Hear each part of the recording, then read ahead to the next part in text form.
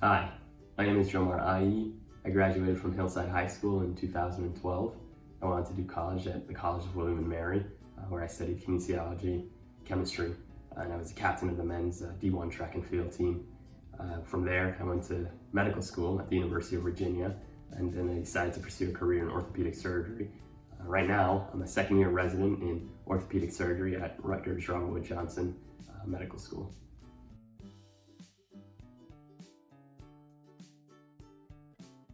So the decision to go to college for me probably started before I even got to Hillside High School. I grew up in Jamaica, and my dad was a university lecturer, university professor.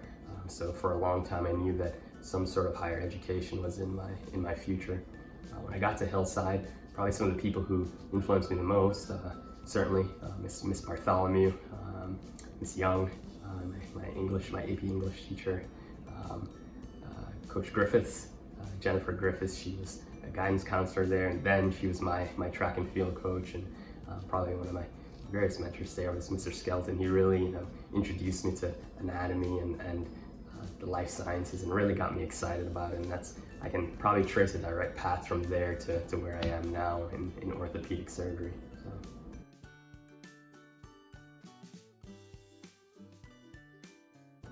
So. Probably the hardest thing about going from high school to college is time management, right? You get a lot more free time, you get a lot more of your schedule is in your hands, and you have to decide, what it is you're going to do with your time. So that's probably the toughest thing to wrap your mind around.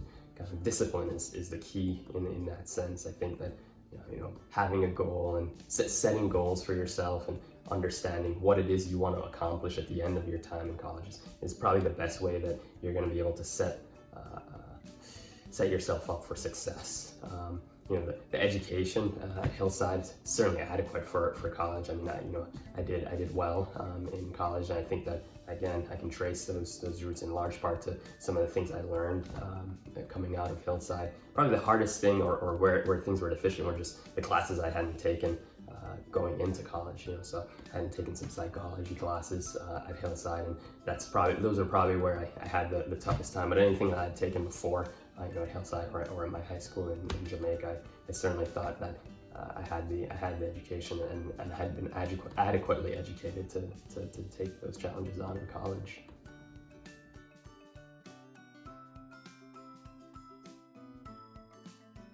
It's always tough answering, what was your inspiration for medicine and why'd you go into it? I think there are a lot of things that sort of molded me along that path.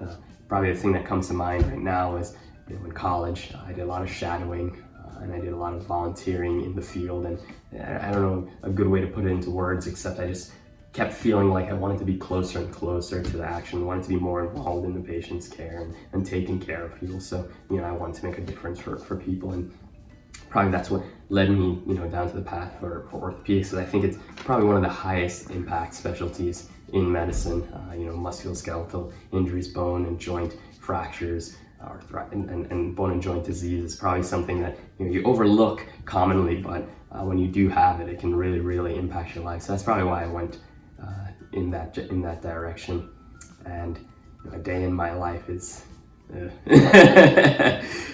can be from surgeries from 7, 8 a.m. to midnight, which like the other day, or sometimes we're in the office, we see patients, 20 or 30 plus patients, or sometimes I'm in the hospital and I'm seeing new patients in the emergency department with fractures and dislocations, and kind of putting them back together and getting them ready to do surgery, and then going to do those surgeries in the next couple of days. So it's quite a varied life right now, and it's interesting for sure.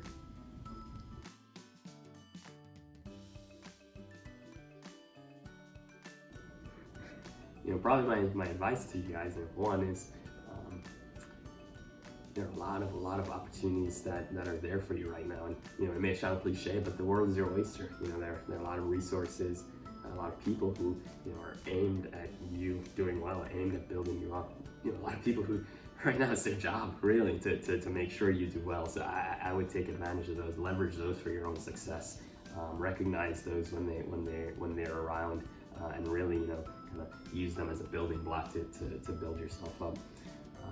Probably the second thing is, you know, don't get stuck too early. I mean, of course, it's okay if you find something you love and you really want to pursue it, but don't get stuck too early on one path. Like, really try and, you know, be very broaden your horizons, learn something you'll never learn about ever again. You know, study something that, you know, you just didn't think you'd love, and, you know, you find out that, wow, this is something. I think that college and this kind of period in your life is a great time for you to really figure out what it is you love, and explore, and learn new things. So definitely broaden your horizons, and don't get too stuck into one thing too early on.